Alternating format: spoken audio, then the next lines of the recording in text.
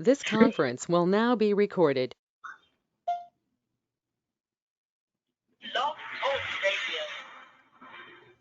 Hi, everybody. Welcome to Ann Ortelee's Weekly Weather, our second attempt at a YouTube channel. And also we're recording on Blog Talk Radio. So for those of you who found it last week, I did get it up and loaded in YouTube and Ortelee. So we're going to be recording this podcast with visuals so you can follow along. And also you can also listen on the podcast that you normally do. But this will also, a lot of times people write and go, hey, it interrupts in the middle. I can't get, it stops, it breaks. And so this way you can pause it on YouTube. You'll still have the audio. And of course, the podcast is also available on iTunes and Spotify and some of the other podcast hosting places. So we're working on coordinating our social media presence.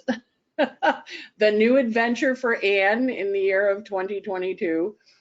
So welcome to Ann Ortelee's Weekly Weather. My name is Ann Ortelee. I'm an astrologer here, currently broadcasting from my Tiffany colored desk. Somebody wrote in and said, I think that disc isn't turquoise. I think it looks like Tiffany. I'm like, okay, I'll take a Tiffany blue. And of course, we do broadcast in New York when we're up there from the bright red desk. So welcome, welcome. You can see I'm in my kitchen. It's a kitchen. We're sitting around the kitchen table or the kitchen desk having a conversation. So our week ahead is kind of busy. We have a new moon that's going to take place, of course. And the nice part about this is I can actually show you visual charts. So that's always helpful. And we have a new moon that's going to be taking place on, a full moon that's going to be taking place here on March 18th at 3:17 in the morning. And this is a chart, of course, cast for Washington, D.C.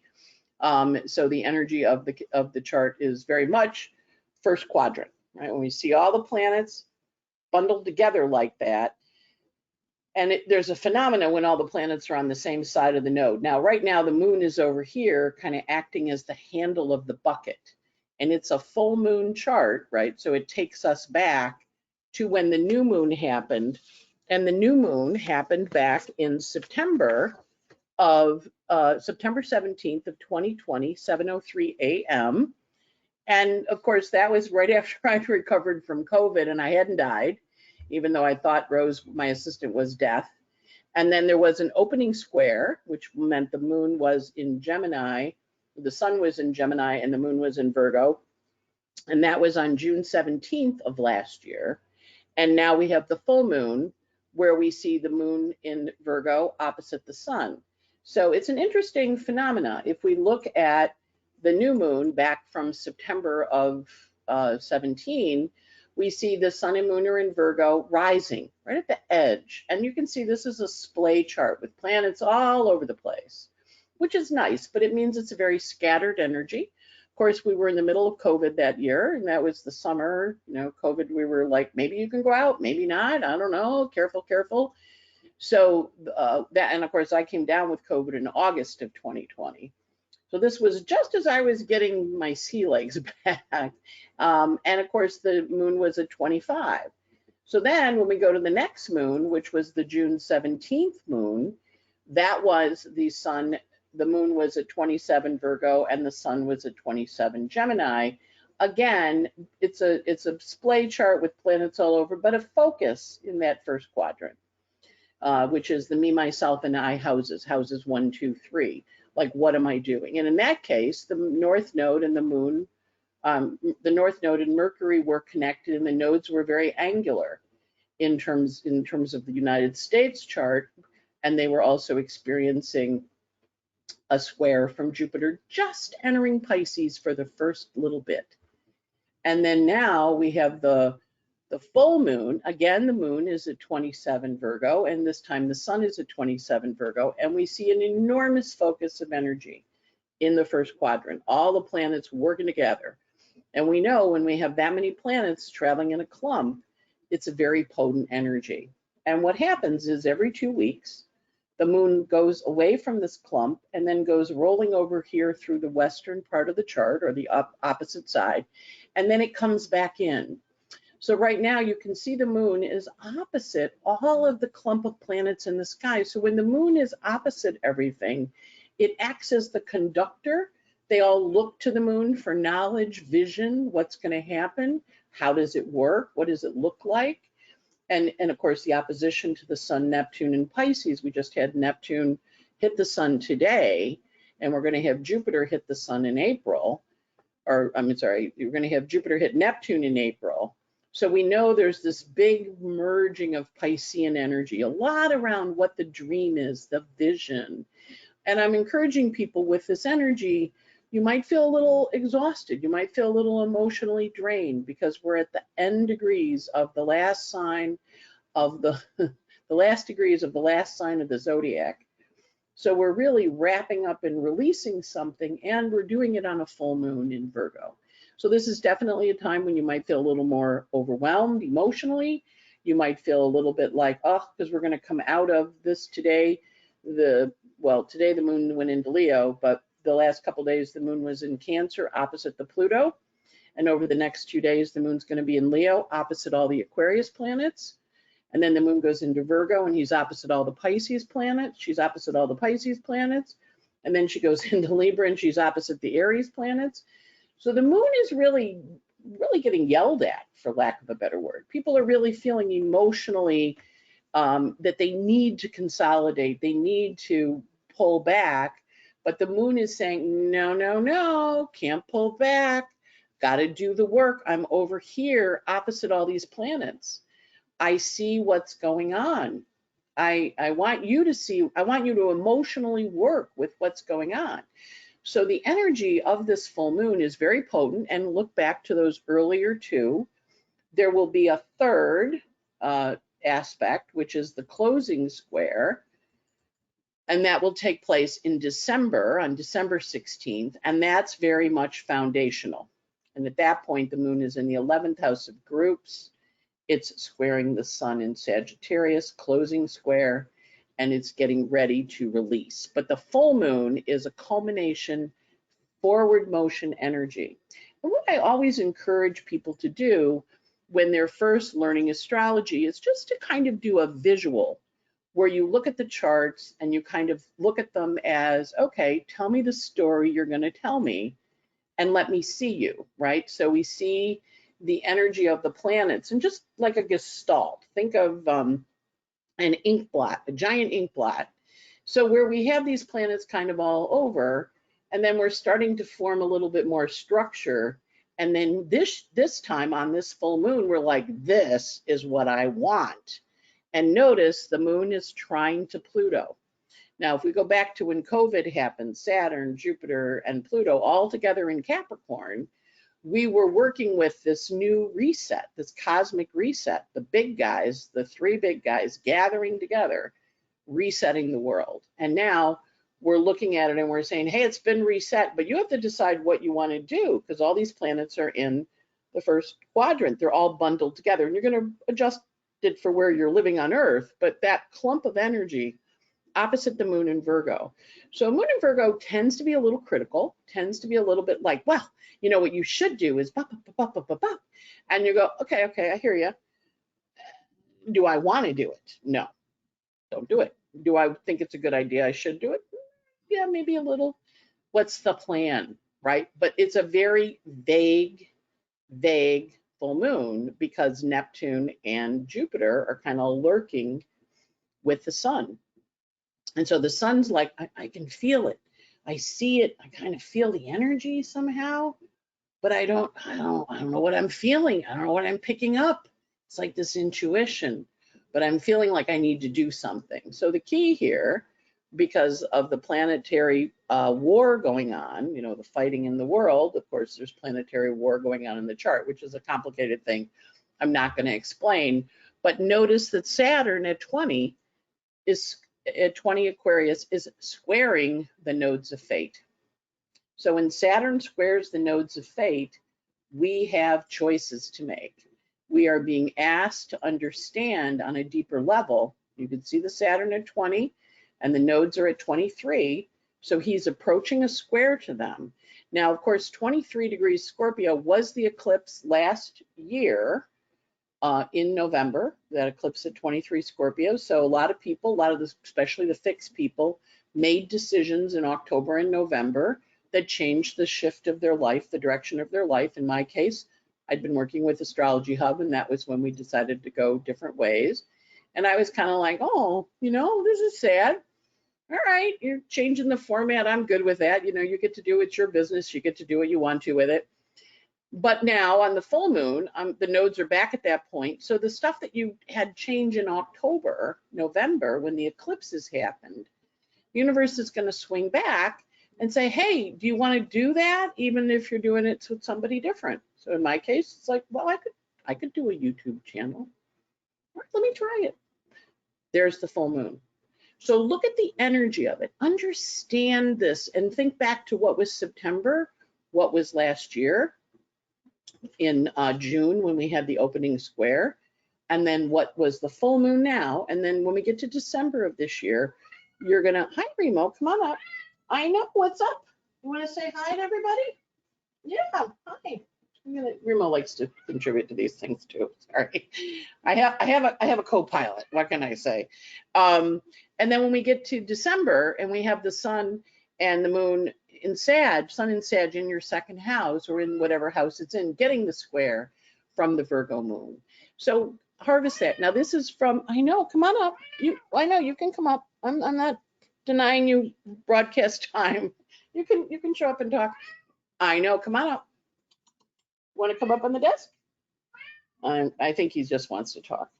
He's been in the bedroom. Cousin Susan was here. We were playing with the kittens, and Betty White beat up Susan's dog. It's quite. She hissed a couple times, and she warned Susan, and then she took off after Sandy, and Sandy got very traumatized by it. Susan was a little traumatized by it.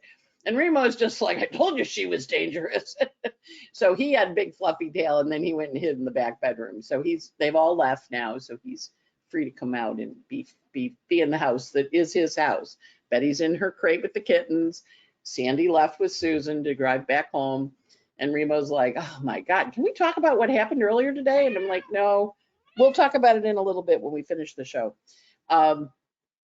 So as we're looking with this full moon, we're having this emotional energy. Now we're going to feel it build up, but I will say to you the next couple days with the moon in Leo it's in a hard aspect to the Saturn in Aquarius, right?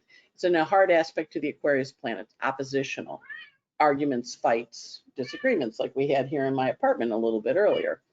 Then it goes to the full moon where we are like seeing things in a new way. And then the moon goes out of Virgo into Libra, where we're kind of negotiating, and then it will go into Scorpio. So that's our week this week, working with those moons. The Cancer moon that we just finished and the Leo moon have hard closing aspects. Virgo moon, easy closing aspects. Yes, easy closing aspects, your favorite moon. And then the Libra moon, of course, is a hard closing aspect also. So we're working with this energy of endings, departures, changes, releases. Full moons help us see things we never saw before. So as we work with this energy this week, think back to those earlier days. As I started to say before Remo got all excited, this is based on Dietrich Pessin, Pessin, her book on lunar shadows, the lost timing of eclipses, something like that. She's a research director in Boston. It's a great book, and it basically talks about the 30-day cycle, which we have new moon opening square, full moon closing square, closing quarter, first closing quarter, and then this longer cycle, which runs for 9.5, 10 months and the moon is at the same degree. Notice the moon, when we looked at it, in this one, the moon is, in the new moon, it's 25. In the opening square, it's 27. Now it's 27, and then the square that we have in December next year is back to 24.5. So you see how it's like right in the same numbers, but it's the moon, like that phase. And if you get pregnant today, you get pregnant this week, the baby will come out with a Virgo, left to its own devices, will come out with a Virgo moon in December. So we look at the energy of the moon phasing as also a timing for many women. It gets impacted a little bit with birth control and all the chemicals in our culture, but for many women, the phase of the moon is there. We monitor that for natural reproduction, make the baby, have it come out. So when we're working with this, but we're also working with the sun in Pisces next to Jupiter, next to Neptune. And next month, we're going to have Jupiter and Neptune meet up in Pisces, which happens once every 165 years. So it's pretty rare.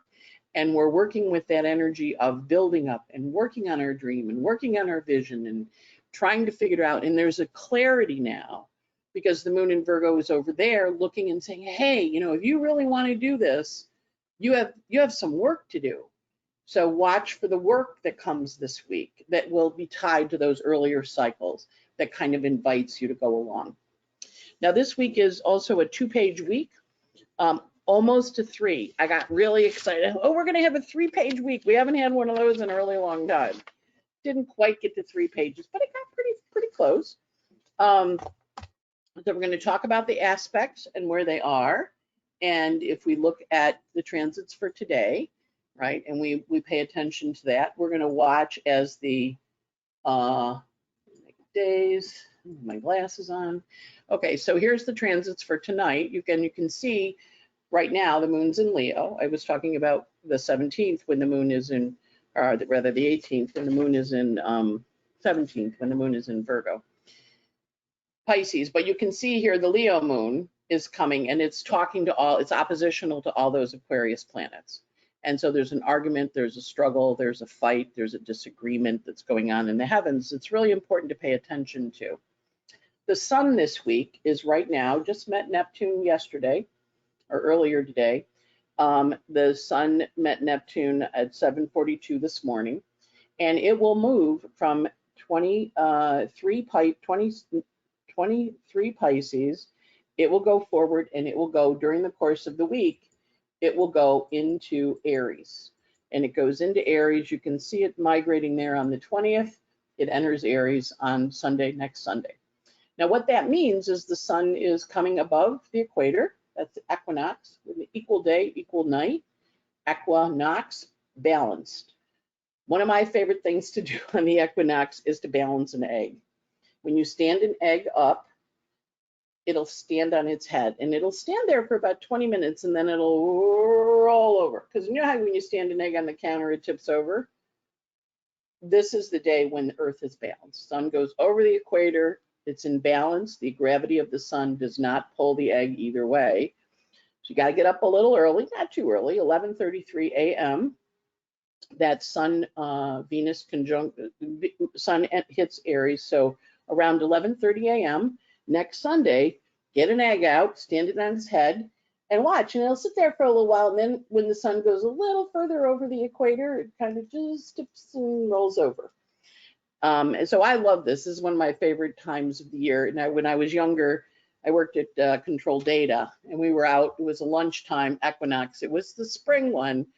We looked out the window, and these guys had brought like, I don't know, 20 dozen eggs. They had all these eggs standing on their head, you know, on this plaza across the street, and had lots of people standing and watching. It was really cool. And then they all just tipped, and then they all rolled. It was like so cool. And I still have that visual in my mind. So balance an egg, it's very cool, and it will impress your friends. And you'll say, see the power of gravity. Just that sun going over the equator, saying it is equal now, and then it goes away. So we're going to watch the sun go into Aries next week. So this week the sun has a sextile to the nodes of fate on the 14th. So if we look at the 14th, we'll see here that the sun is at 25 of Pisces. So it's trining the south node, sextiling the north. That gives us an enormous ability to work creatively with energy. And we also notice it's got Pluto here.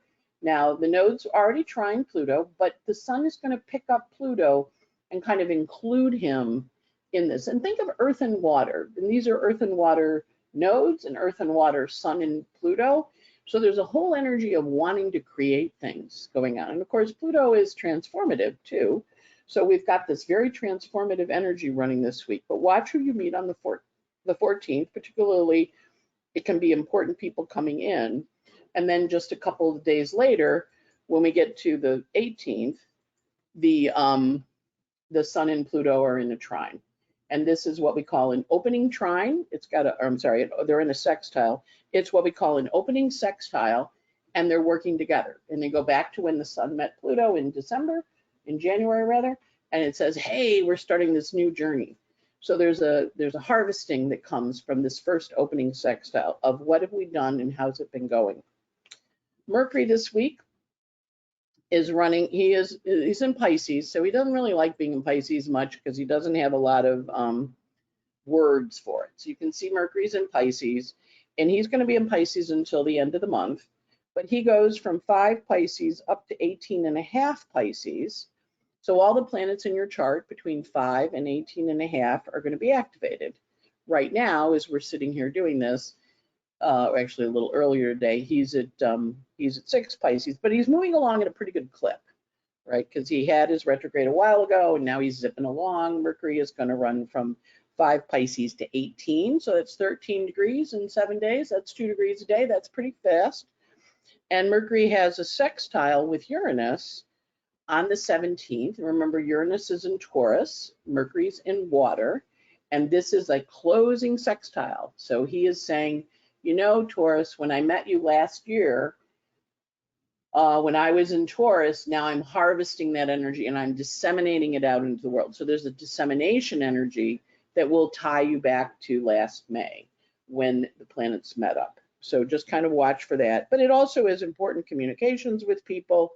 Mercury also has a semi-square with Aries on the 15th, which, you know, that's the war energy that we're working with in the world right now. So expect some difficult news on the 15th when Mercury has his semi-square with Eris, the goddess of war. And Mercury, of course, is in Pisces, so he is really evocative. He's really got a very emotional component to him. And normally, the sky god, Mercury, loves to do stuff. Gemini loves to get stuff done. Virgo loves to fly high. Aquarius, he really does not like being in the ocean. So, because Pisces is the sign of the ocean. So with Mercury, what we want to do is give him emotion. Really work this week, next week, while he's in Pisces, to give him music that will help him. In my case, I was feeling a little, you know, the other day, and a big to-do list, not a lot of time, and I just want to read a book, listen to music, go swimming. I don't want to do any work, but I have work to do. Put out a John Philip Sousa march. I have a John Philip Sousa marches, and let me tell you, nothing like dun, dun, dun, dun, dun, dun, dun, dun, dun, dun. Try it. Put on music that evokes things for you, that gets you moving, because Mercury in Pisces doesn't have words, but he does react to the sound. He reacts to the rhythm. Try toning. Try listening to music that makes you happy. You may find, you know, you're more sensitive to sound, you're more sensitive to feeling. A lot of times with Mercury in Pisces, we get a cold, or we get some kind of fluidy thing in our face, and you're always aware of, gee, how did I make all that stuff? Mercury in Pisces, my senses are flowing. So give Mercury positive incoming water, positive incoming flow, and that'll help him move, because he's moving quickly, but that'll help him, you know, hum, because when you hum or you sing, you don't have time to think of their other thoughts. He is a little paranoid when he's in Pisces. So kind of being aware of the paranoia, a lot of paranoia running for the next couple weeks. So when they're doing chemicals, they're doing drug warfare, they're doing nuclear warfare, this is all that. And, you know, I'm in a group that meets up, and we were looking, you know, that 22 of the mutable is where Bhopal happened, the gas attack, where Chernobyl happened. The 22 mutable axis is very active. Vladimir's Athena is at 22 Pisces, right on that Neptune. So a little foggy in terms of his strategic vision of how this war was going to go, but also saying, yeah, I'm going to do chemicals. That's that Neptune. So the paranoia is going to be high. Again, you want to kind of ground yourself. There's not a lot of earth in the chart. It's air and water and fire. The only earth there is Pluto, when nobody wants to sidle up with him, and Uranus, who's kind of crazy right now. So you want to ground yourself. You want to do grounding exercises. You may find you're running a little bit more emotional around your food, and what you need to eat to feel safe. So, indulge yourself in activities that support and ground the Mercury and help it and give it positive Pisces rather than, scary, be nervous, kind of Pisces. Venus this week is running from 6 Aquarius. She's starting to separate from her union with Mars, because remember, she does go faster than him. She's going from 6 Aquarius to 13 Aquarius, so there's a lot of energy with her kind of creating. She has a trine to Ceres. We can see Ceres up here in Gemini, so Venus is trining it. A lot of energy around how we nurture, how we take care of people, how we work with mothers and children, because Ceres is children, and Venus is connecting and helping them. We also see Venus having a sextile to Chiron this week. So that is, bringing up it's a closing sextile, but it's bringing up some emotional wounding. And notice Athena and Chiron are hanging out together. So Athena, of course, is the goddess of war. She likes to be in Aries. The Greeks loved her. They named Athens after her. But she's feeling a little wounded right now. So our job with that energy of Venus and Athena wounded is take care of your wounds. And also Venus and Aquarius, detach from them, look at them and understand them for what they are, but also back up, because Mercury is super sensitive, and you can see he and Venus are talking in a semi-sextile. So they're having a confab, but Mercury's just really emotional, and Venus is like, God, you're so emotional. And in her case, she's very detached right now. So there's like almost a role reversal. So think of who who's normally very detached. They're going to be emotional, and the people who are normally very emotional are going to be able to harness the detachment and go, well, I need to figure this out. As Venus rolls in, she is going to be having a hard aspect with both Saturn and Uranus.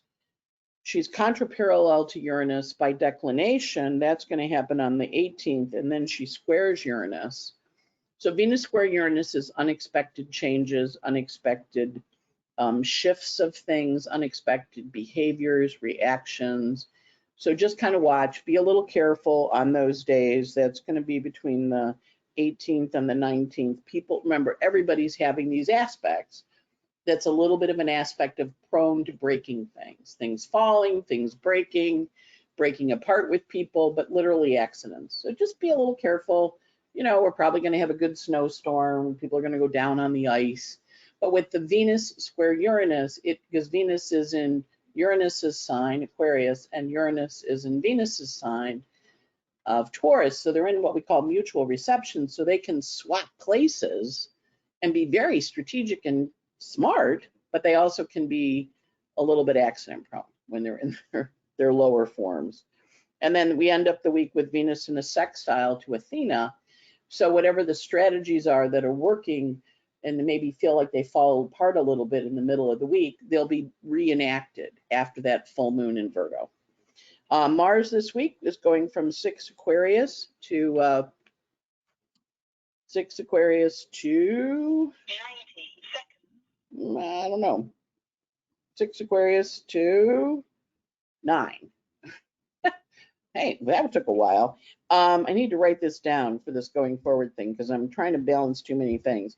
Mars is semi-square Neptune. That's going to happen on the 16th. It's got a lot of energy. And then Mars has aspects to the nodes of fate on the 19th, which is kind of stressed out. So Mars is in Aquarius, so he's not quite to Uranus yet, but that is explosive energy when that one hits. So we want to kind of watch for that and be like, okay, that hits and that's a little problematic. We also have the moons this week. As I mentioned before, the earlier moons, the Cancer moon that we just had, the Leo moon has a closing aspect. I need to go into March. The moon in Aquarius has a closing aspect. It goes void tomorrow at 10 a.m., 11 a.m. on the 28th with an opposition to Saturn. Moon is void all day Monday the 28th. I'm sorry, I'm in the wrong side, or on 14. Just popped into Aquarius there. Moon's in Leo on the 14th. It goes void at 6:56 a.m. on the 15th. It's void void all day on Tuesday the 15th. It enters Virgo, and it's a void with a hard aspect of it separating energy to moon opposite Saturn. Then moon enters Virgo at 12:59 a.m. right after midnight on the 16th, and it's in Virgo on the 16th, the 17th, St. Patrick's Day, and on the full moon on the 18th, and it goes void at 4:11 with a trine to Pluto. So Tuesday, Wednesday, Thursday, Friday, good days, forward motion, full steam ahead, moon going void 4:11, and then it goes into Libra. Moon goes into Libra Friday morning, 7:26. It's in Libra Friday, Saturday, Sunday, and it goes void at 8:40 more in the morning on the 20th, and it goes void with a square. So the moons are hard this week, except for the Virgo moon, and that's a full moon. The Donald Blandford day, the tough day, the DB day, that's the 19th. A lot of really crabby energy then. A lot of inconjuncts, a lot of arguments, a lot of fights. So the 19th is harsh, and probably the 16th is a little harsh too, and maybe the 15th. It's not an easy week emotionally. There's not a lot of dramatic events, but there are a lot of, wow, that's really hard. That's really hard. What are we doing about it? And then when we get to Saturn, he's kind of quiet this week, so there's not a lot of ultimate energy with him, but he is approaching his square to the nodes. So when that happens, we're really going to feel it. And that's again next week, not this week. But it's a hard one, and I'm going to get a little better organized. I appreciated your feedback. Remember, it's a work in progress. I do have a microphone. Somebody said you ought to get a microphone. I'm like, I have a microphone, but I'm still working out, balancing all the lines. So we'll get there. Thanks for your indulgence. And it's almost a full moon. So full moon in Virgo. I should have it actually worked out by the full moon. We'll see what happens. And I wish you a great week and a wonderful, wonderful time ahead. And really be gentle with yourself. A lot of emotions this week. And the moon is alone. Remember, she's standing alone. If we watch her over here and we see, okay, then she goes to Leo, then she goes to Virgo. She's all by herself. All by herself. So this is kind of the cheese stands alone. Remember the farmer in the dell? A cheese stands alone. The cheese stands alone. Moon is milk, right? So you're going to feel a little alone. Then she goes into Libra. Then she's going to head back in with the gang again. But right now she's by herself. So it can be a week of feeling a little emotionally isolated. I do encourage you to call the people that you know are having a hard time. Give them love. Give them a little something that just says, hey, I appreciate you, because there's a lot of energy here around that forward motion. So that's Ann Ortelee signing off from the turquoise desk in the kitchen in Florida. The bright red desk is happy in New York. Had somebody check on it the other day. And I wish you a great week. And keep those cards and letters coming. I know it's a little unorganized. We're working on it. We'll get there. I think I have something in my eyebrow too. What can I say? It's that kind of year. Have a good one. Bye.